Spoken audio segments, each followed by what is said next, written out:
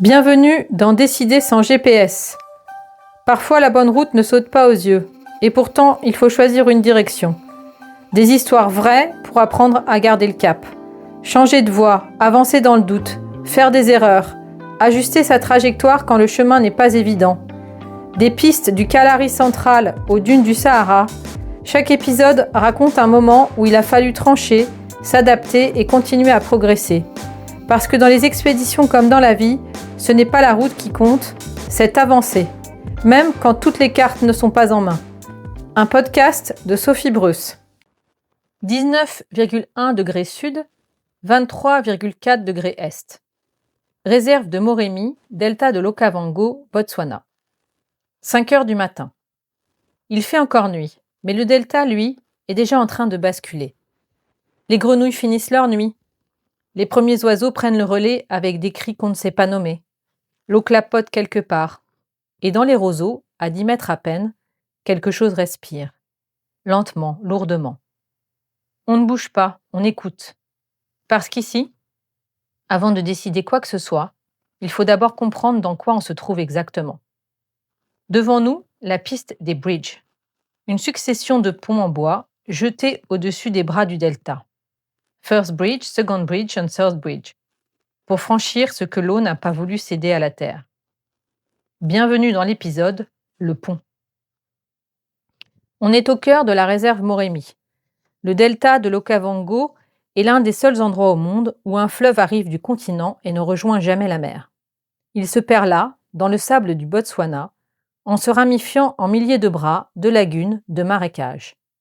Un monde amphibie suspendu entre deux états. La piste des bridges traverse tout ça. Elle n'est pas balisée, elle change selon les saisons. Par endroits, elle disparaît sous l'eau, par d'autres, elle bifurque sans prévenir. Aucune signalisation, aucun réseau. On navigue à la carte sans GPS et surtout à l'instinct. Tout autour, la faune. Dense, bruyante, indifférente à notre présence. Des éléphants qui traversent sans accélérer le pas. Des hippos qu'on entend avant de les voir. Des lions qui ont eu du domicile à l'ombre, pas trop loin des ponts, parce que c'est là que les proies hésitent, ralentissent et deviennent vulnérables. Nous ne sommes pas des visiteurs ici. Nous sommes des intrus qui traversent en faisant de leur mieux pour ne pas déranger. Nous sommes en octobre, juste avant la saison des pluies. La meilleure fenêtre pour cette piste. Les zones inondées sont asséchées, les ponts encore accessibles. On a choisi la date pour cette raison. Objectif : le camp de Xakanaksa, au bout de la piste, au bord de l'eau. Voiture chargée comme il faut, réserve d'eau, vivres, matériel de désensablage et trousse médicale complète. Le raisonnement de ce matin est simple. On a fait des tronçons difficiles. On connaît ce type de terrain. Le temps est avec nous.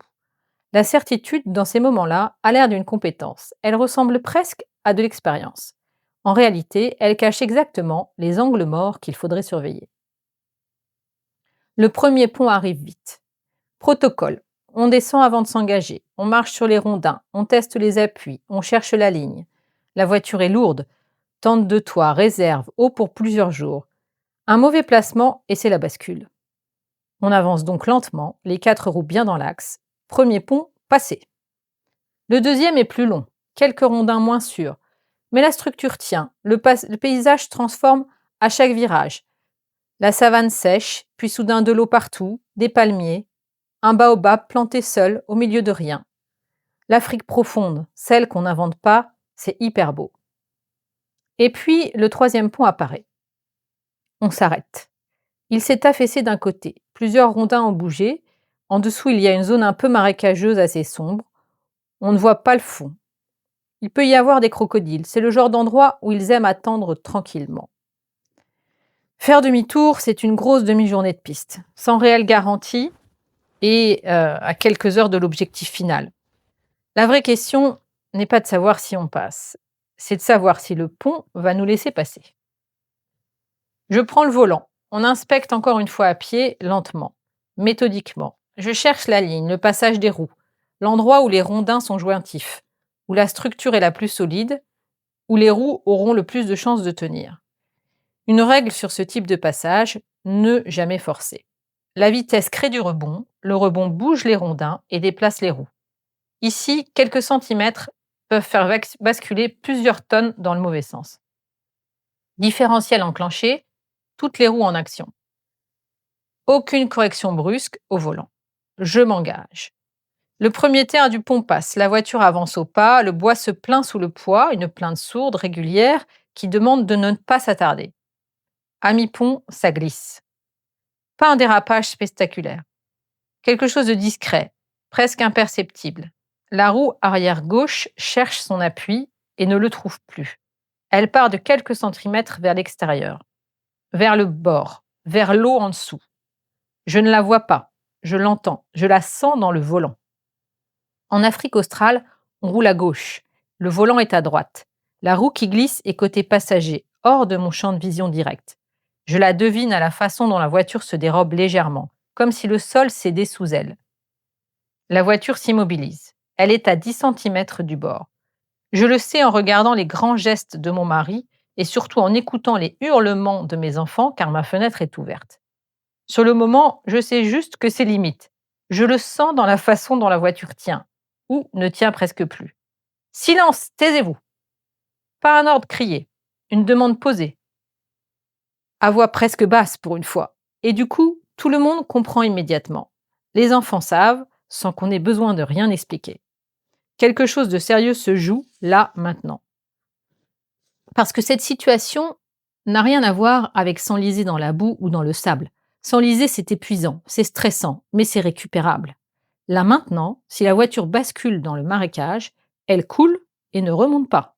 Ici, au milieu de nulle part, sans personne dans un rayon de plusieurs kilomètres, toutes nos affaires à l'intérieur.